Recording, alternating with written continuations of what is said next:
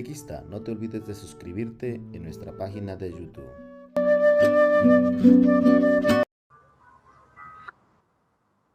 Muy buenas, alumnos de la Escuela de Catequesis de San Ramón. Para los que no me conocen, soy Alfonso Tapia y estaré con ustedes animándoles para que lean un poquito de historia de la Iglesia Universal. Más adelante, el próximo año, llevamos historia de la Iglesia en América Latina y el último año nos centramos en la evangelización en la selva peruana.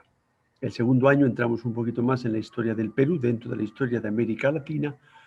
Y el tercer año entramos más específicamente en la historia de nuestro vicariato, el vicariato apostólico de San Ramón. Lógicamente es muy poco tiempo para poder ver algo de historia, pero bueno, un poquito a vuela de pájaro, vamos por arriba, viendo un poquito lo más importante de la historia de la Iglesia para conocer la historia de nuestra Iglesia, la historia de nuestra Madre. Por eso les invito a leerlo con calma, el texto que les estoy dando es muy breve y después les voy a ir compartiendo materiales que están en internet, la mayoría en YouTube y algunas otras cositas pues de datos de historia de la Iglesia, la lista de los papas, cronología, como material un poquito de referencia y de consulta. Sí les invito a leer con gusto para que nos suene un poquito la historia de la Iglesia, determinados nombres, y ir viendo cómo Dios ha ido guiando a nuestra Iglesia, cómo en nuestra Iglesia ha habido momentos buenos, momentos malos, aciertos, desaciertos, grandes hombres y mujeres que han extendido el reino de Dios por el mundo por medio de la Iglesia y que todo esto nos anime a saber que la Iglesia nos recibe, aunque no seamos perfectos, aunque metamos la pata, aunque tengamos errores, pero que estamos llamados también a aportar nuestro granito de arena en esta Iglesia que es la Iglesia de todos nosotros. Como otras veces vamos a ayudarnos de una pequeña presentación que les sirve a ustedes como guión y a mí también para no irme de madre y extenderme más de lo debido. Bueno, el primer tema propiamente es la fundación de la Iglesia. Coincide en buena parte con el primer tema que se ve en Eclesiología, donde se habla cómo la Iglesia no es fundada por Cristo como la entendemos nosotros ahora. Hacemos una asamblea general, un acta de constitución, llevamos esas actas al notario y las entregamos a registros públicos. De eso no existe absolutamente nada.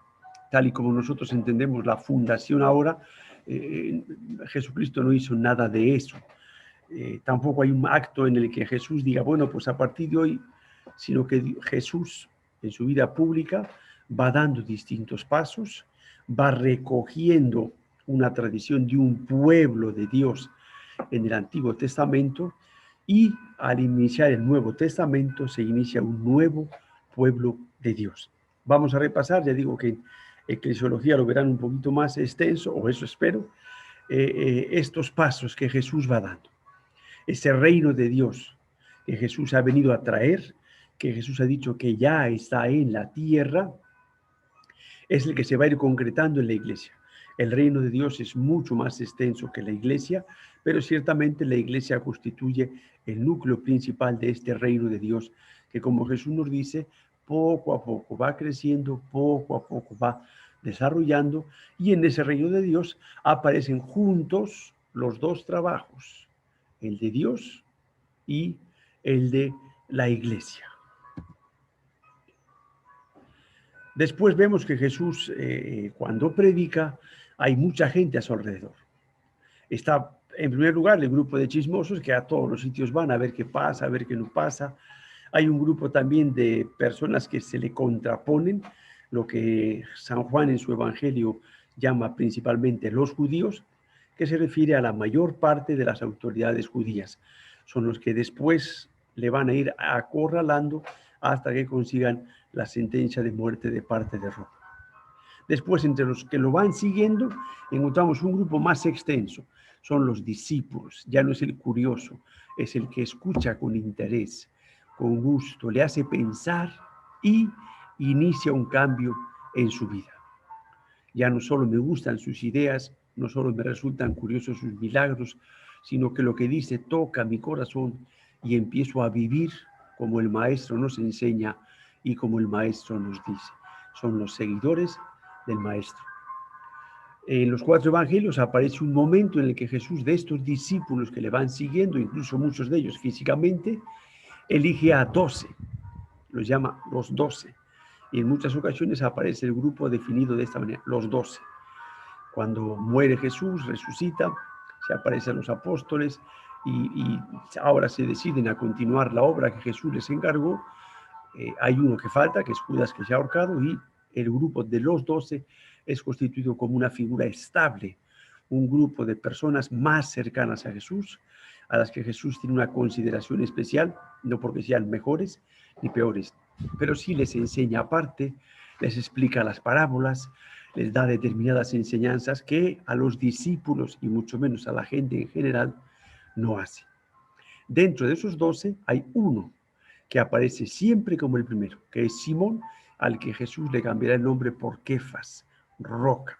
En castellano decimos Pedro, piedra, suena un poquito más liviano, pero en el griego Kefas, roca, sí tiene más sentido en cuanto que es la piedra sobre la que Cristo quiere fundar su iglesia. La iglesia de Cristo, no la iglesia de Pedro, pero sobre la roca de Pedro. Después de muerto y resucitado, también será Pedro quien en muchas ocasiones tome la iniciativa, también quien tome la pata precisamente por tomar la iniciativa, y todos de alguna manera van entendiendo que Pedro tiene un lugar especial en este grupo humano, en esta misión que Jesús les va encargando, y que en la ascensión, cuando vayan a los cielos, les dice: la misión que yo he recibido de mi Padre, yo la he cumplido, ahora les toca a ustedes. Vayan por todo el mundo, anuncien el Evangelio a todas las gentes. El que cree y se bautice, se salvará. El que se niegue a creer, se condenará. Bautícenlos en el nombre del Padre, del Hijo y del Espíritu Santo. Yo estaré con ustedes todos los días hasta el fin del mundo. En la última cena encontramos que Jesús condensa toda su misión en la entrega de Jesús, la entrega en la cruz, la condensa en la última cena, en la Eucaristía, en la que no solo les da el pan y el vino, sino que les dice: hagan esto en memoria mía. Cuando Dios dice algo, eso se cumple. Luego, para la misión que les está dando, que les va a concretar un poquito más en la ascensión a los cielos, les está dando unos poderes. Antes les ha dado el poder de perdonar los pecados, ahora el poder de consagrar la Eucaristía y de transmitir este don a los demás. En la última cena también les hará la promesa del Espíritu Santo. Han sido 3 años muy revueltos, con muchas cosas, con muchas novedades para ustedes. Cuando yo me vaya, vendrá sobre ustedes el Espíritu Santo. Él les recordará lo que les he dicho, se lo hará comprender. Y también sabemos, es el que les dará la fortaleza para llevar a cabo esa misión que Jesús les ha encomendado. Cuando sube a los cielos les da la misión, pero vuelven otra vez a encerrarse porque están asustados. Unidos en oración con María, esperan al Espíritu Santo, que será quien invisiblemente y de determinadas formas muy claro, en los hechos de los apóstoles es muy clara la presencia y la actuación del Espíritu Santo. Llegan a decir: el Espíritu Santo y nosotros hemos decidido. El Espíritu Santo pide que sean enviados Pablo y Bernabé. La presencia del Espíritu es muy clara, y debería de ser así, por supuesto, también en la iglesia. Esta comunidad que se forma en Jerusalén es formada en primer lugar por judíos convertidos al cristianismo y es considerado una secta dentro de los judíos. Se le llama literalmente la secta de los nazarenos, porque son los seguidores de Jesús Nazareno. Pero pronto van apareciendo las diferencias. Es un grupo singular. Va al templo a orar, como van ellos. Los sábados participan en las sinagogas, como participan ellos.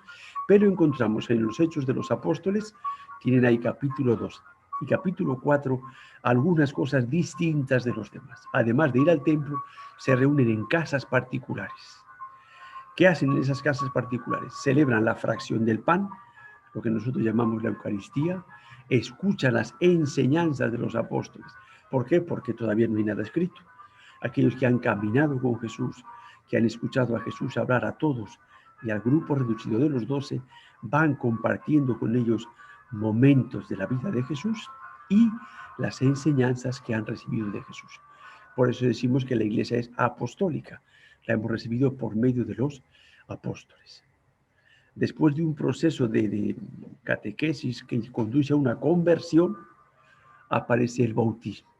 Bautizan a las personas que se van incorporando a esta nueva pequeña comunidad. Otra cosa distinta de los judíos es esa oración en común en esas pequeñas casas, esas iglesias domésticas y los bienes que comparten los unos con los otros. Llegando a algunos casos, como vemos en los Hechos de los Apóstoles, vender lo que ellos tienen para compartirlo con los más necesitados, y aquellos que se encargan de eso son precisamente los apóstoles. Eso tienen una autoridad en cuanto que han conocido las enseñanzas de Jesús, y también vemos se fían de ellos para repartir estos bienes entre los apóstoles. Dentro de este grupo aparece también nuevamente con un papel preponderante la figura de Pedro. En este ir compartiendo con los demás y en este ir entrando más personas a la comunidad, como pasa siempre en cuanto una comunidad crece, van apareciendo los problemas entre los hebreos, los judíos y los helenistas. No son propiamente griegos, sino que son judíos que han vivido fuera de Israel y han absorbido esa cultura griega. Por eso se le llama helenistas. El problema encontramos en los Hechos de los Apóstoles, en el capítulo 6, en el que eso que se distribuía entre todos, especialmente los más necesitados, eran las viudas, porque no ganaban un sueldo, no tenían un trabajo, dependían de las ayudas de los demás. Y aparece el problema. Las de lengua griega, por eso dice lengua, no las griegas, judías de lengua griega, reclaman que favorecen, o ellas consideran que se favorece más a las viudas de herencia judía que viven en Israel. Aparecen esos conflictos, y en los Hechos de los Apóstoles, en el capítulo 6, vemos cómo los apóstoles dicen, bueno, nosotros nos han mandado a predicar, no está bien que estemos en este lío de que para ti más, para ti menos. Entonces eligen 7 varones, 7 justos, que se encarguen de esta misión. Son los 7 diáconos. Entre ellos el primero será Esteban. Los diáconos no solo van a distribuir los bienes entre los más necesitados, sino que enseguida van a entrar también a colaborar en la catequesis, como vemos el diácono Felipe, a bautizar. Uno de estos diáconos es Esteban, que tiene esta apertura hacia el mundo griego, porque ellos han vivido ya y han mamado esa cultura. Tiene discusiones con autoridades judías, no propiamente cristianos, sino judíos, en cuanto que retoma la apertura universal del judaísmo a todas las naciones que encontramos en el tercer Isaías. Los judíos consideran que son blasfemias, que están negando la importancia del templo, de la ley de Moisés, y al final conocemos la historia. En el capítulo 7 es lapidado. Ahí entre ellos, sujetando los mantos, está Pablo. Esta persecución, esta primera muerte, que en un principio es una desgracia, produce una persecución. La sangre pide más sangre, la violencia pide más violencia, y empiezan a perseguir a los cristianos. Esto, repito, que parecía una desgracia, se convierte en una desbandada. Lo que produce es todo lo contrario. El evangelio, la buena noticia, se empieza a expandir. Donde va un cristiano, va un misionero, que es lo que muchas veces nos falta a nosotros. Pensamos que el misionero es alguien especial, que se ha preparado, que tiene corona, que tiene labia, que es perfecto, que no tiene... Y no es así.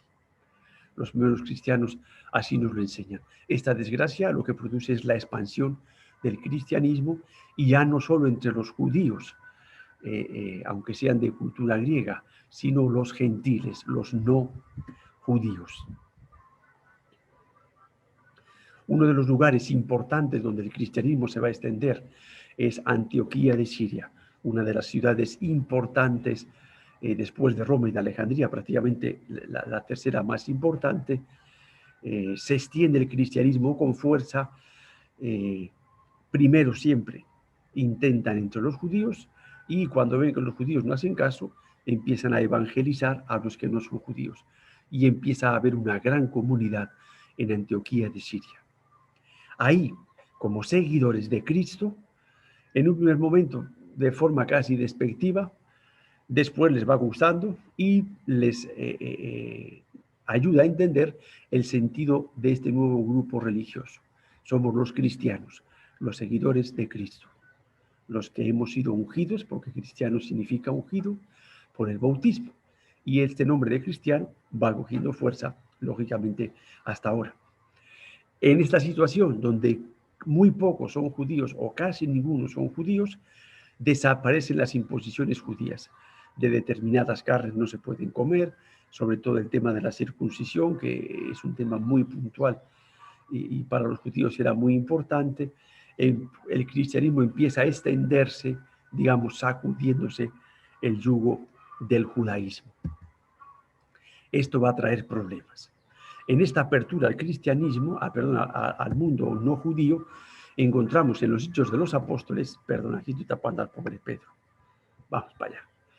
En los Hechos de los Apóstoles, en el capítulo 10 y del capítulo 11, un pasaje curioso de la vida de Pedro. Después de la siesta, se ve que se echa un buen siestorro, tiene una visión donde una gran frazada, una gran mantada, la abre y hay todo tipo de animales. Y Dios le dice, Pedro, mata y come. ¿Cómo voy a comer? Todo eso son animales impuros, lejos de mí. Comer nada impuro. Y Dios le dice, no digas que es impuro lo que yo he declarado puro. Y después de esta ruptura de esquemas, porque claro, para nosotros es muy fácil desde aquí hablarlo y explicarlo, pero el que toda su vida, todas sus generaciones ha sido judío y para ellos el chancho era un animal prohibido, ahora vete tú y dile que no pasa nada por comer chancho, morcilla, chorizo, relleno, costillas de cerdo con salsa baby cure. No. Las cosas no cambian tan fácilmente. Y después aparece el episodio del centurión Cornelio. Dios le dice que le van a ir a buscar. Y efectivamente vienen a buscarle, va donde el centurión Cornelio, habla con su familia, les explica quién es Jesucristo, cuál es su mensaje, cómo ha venido a la tierra, cómo ha dado su vida por nosotros, y le dicen que quieren ser bautizados, y ¡brum!, el Espíritu Santo desciende sobre ellos.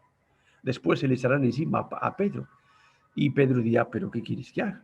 Si han recibido el Espíritu Santo como nosotros, que eso es verdaderamente el bautismo, ¿quién soy yo para negárselo? Y el otro hito importante en esta apertura a los gentiles es la conversión de San Pablo. Conocemos todos bastante bien, o más en general, hemos visto películas, la vida de San Pablo, como de perseguidor se convierte en apóstol, pero en apóstol de los gentiles. Le va a pasar lo mismo. En primer lugar, anuncia, habla, predica en las sinagogas a los judíos. Y se da con la sorpresa de que los judíos no le hacen ni caso. Pero los no judíos son los que empiezan y se le acercan y dicen, oye, ¿puedes hablarme de esto? Oye, ¿puedes venir a mi casa y explicarnos lo otro? Entonces, empieza a abrirse, por eso se le llamará el apóstol de los gentiles, como el mismo Jesús se lo dirá en el camino a Damasco. San Pablo va a hacer 3 grandes viajes misioneros, saliendo precisamente de Antioquía, y va a ir recorriendo las ciudades de parte de Europa y parte de Asia, toda esa parte que está ahí entre Tierra Santa, la actual Turquía, Grecia, Italia, el norte también parte, aunque San Pablo casi por ahí no va, el norte de África, y sobre todo mirando el mapa hacia la derecha, lo que es Asia, la península de la actual Turquía, lo que es Asia Menor. Pablo va a hacer todos esos viajes misioneros por ahí. En esos viajes va a ir fundando comunidades por lo general activas y vivas, por eso va a tener problemas. El caso más claro es el de la comunidad de Corinto. Y precisamente para acompañar a estas comunidades, para resolver dudas y problemas, va a empezar a escribir cartas, cada vez de más extensas y de más concretas a temas más amplios. De tal manera que en estas cartas, en esta predicación, San Pablo se da cuenta que es sin dejar de predicar lo que Jesucristo nos ha dicho, pero tiene que hacerlo en unos moldes nuevos, se produce esta apertura de San Pablo al mundo greco-romano. Por eso nosotros recibimos muchas de las enseñanzas de Jesús en estos moldes greco-romanos, porque es por donde se va a extender el cristianismo los primeros siglos. De tal manera que San Pablo produce una extensión en cuanto al territorio, en cuanto a las personas, las culturas, las mentalidades que van a recibir esta buena noticia y luego que va a quedar por escrito en las cartas. Precisamente en Antioquía es donde se va a producir esta crisis. Viene un grupo de cristianos judíos desde Jerusalén y ahí es donde se va a armar, como diríamos, la marimorena. Empiezan a decir que no, que para ser cristianos hay que ser judíos, hay que circuncidarse, hay que cumplir la ley de Moisés, y ahí es donde se arma el lío que por lo visto debe ser bastante gordo. Y Pablo y Bernabé dicen, bueno, acá no podemos ir a ningún lado, entonces vamos a ir a la cabeza. Y la cabeza son los apóstoles y entre ellos Pedro. Entonces van a ir al primer concilio de la iglesia, que será en Jerusalén. Allí van a sacar chispas, por lo visto, por lo que se lee en los Hechos de los Apóstoles, básicamente en el capítulo 15, dice, después de una fuerte discusión, llegaron a un acuerdo. No imponer a los cristianos más cargas que las que ya tienen las enseñanzas de Jesucristo. Se dejaron ahí algunas cositas que después también desaparecieron, porque los cambios normalmente por prudencia no siempre se pueden hacer de forma brusca, porque puedes provocar un cisma, una ruptura dentro de la iglesia. Y por eso lo hicieron un poquito de esta forma.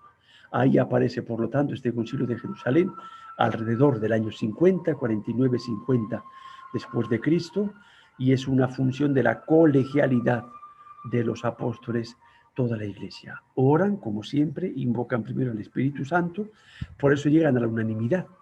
Aquí no es cuestión de votos, es cuestión de discernimiento. Por eso en la iglesia no hay democracia, en la iglesia hay discernimiento. No buscamos lo que dice la mayoría, buscamos la voluntad de Dios por medio del Espíritu Santo.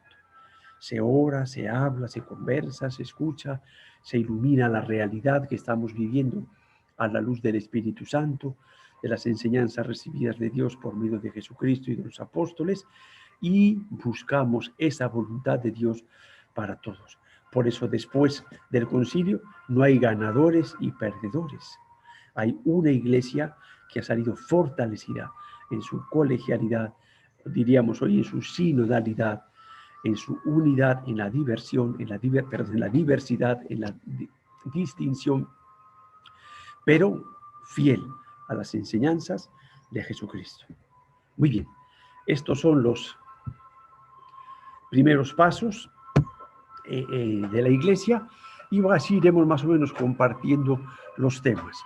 En la plataforma tendrán también el tema de cada semana.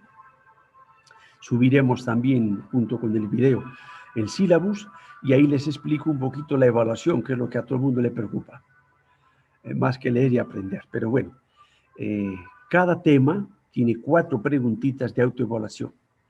Las preguntitas de autoevaluación no se sacan del Google, no son del Internet. Las respuestas las sacan del mismo texto. En el mismo texto tienen la respuesta, que normalmente son muy breves. Por ejemplo, este primer tema, una de las preguntas es aporte de San Pablo a la iglesia. Son básicamente 4 cositas, ¿no? Los viajes misioneros, las cartas, las nuevas comunidades, la apertura al mundo greco-romano, que además lo tiene en la pantalla. Ya está. Ahora, si te vas a internet, sale un chorizón de 4 páginas, me lo plantas en la plataforma y simplemente, pues una de dos, depende cómo esté, o me río o me amargo. No tiene sentido. La cuestión es que ustedes lean, vean el videíto, que son todos cortos. Ya digo que les voy a dar también más materiales de apoyo en YouTube. Hay una colección completa, y quiero pasarles el link, de Historia de la Iglesia en 20 capítulos, muy sencillita, que lo pueden ver en el video, o también se puede pasar a audio, que es lo que yo he hecho, y incluso en la radio lo hemos pasado. Yo en el coche, según voy en el carro, voy escuchando, bueno, se te van quedando las cosas. No vamos a aprender gran cosa, pero se nos van quedando. Y si hay un trabajito de investigación, de profundización, en el tema que ustedes quieran. Ahí en el sílabo les he puesto básicamente 3 opciones. Es para elegir una solo de las 3, no las 3. Entonces, una es sobre uno de los temas del sílabus. Ahí hay 8 temas, coges un tema del sílabus. O bien puede ser un tema de la historia de la iglesia que a mí me resulte curioso. Me llama la atención, me gusta y quisiera profundizar, ¿no? Quiero profundizar sobre las cruzadas. Bueno, pues ya está. El protestantismo, ¿por qué aparece Lutero? Muy bien. Un tema de la historia de la iglesia que a ti te guste y te pueda servir. Si después te sirve de algo, mejor todavía, por supuesto. Y la tercera opción es la vida de un santo, pero un santo no americano. ¿Por qué? Porque el próximo año, cuando veamos la historia de América Latina, una de las opciones para el trabajo será la historia, la vida de un santo americano. El esquema son 3 cositas para el trabajo, ahí en sílabus se lo he puesto, y la cantidad de páginas, todo tiene ahí en el sílabus. No inventen nada, cualquier cosita también pueden mandar un correíto y preguntar, por supuesto. Entonces la evaluación básicamente es 30% las preguntas de autoevaluación. Cada día son 4 preguntitas, nada más. ¿Sí? Y ahí las contestan en la misma plataforma.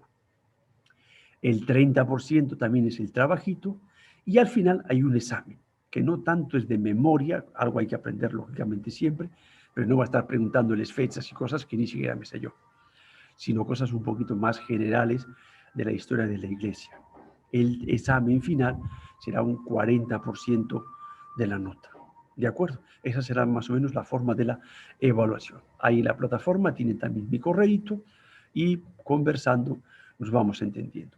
En la medida que ustedes lean y tengan un poquito de interés, pues será agradable para todos, aprenderemos y acabaremos todos contentos. Si van perreando, como a veces hacen algunos, para probar y sacar un 11 y a ver cómo salimos del apuro, pues van a patalear ustedes. Un poco también van a hacer patalear a mí, pero nada más. Bueno, ánimo, es un curso muy bonito, es muy interesante porque nos encontramos muchas veces personas que nos critican porque la iglesia hizo esto, porque la iglesia hizo lo otro. Nos quedamos con cara de sonsos sin saber qué contestar. ¿Sí? Hay muchas meteduras de pata a lo largo de la historia de la iglesia porque está formada por personas, pero hay muchas más cosas buenas. Conviene conocer uno para no tapar el sol con un dedo y lo otro para saber dar la luz que Dios ha querido dar al mundo por medio de la iglesia. Cuando vean sus buenas obras, den gloria a su Padre que está en el cielo. Así que adelante y nos vemos la próxima semana.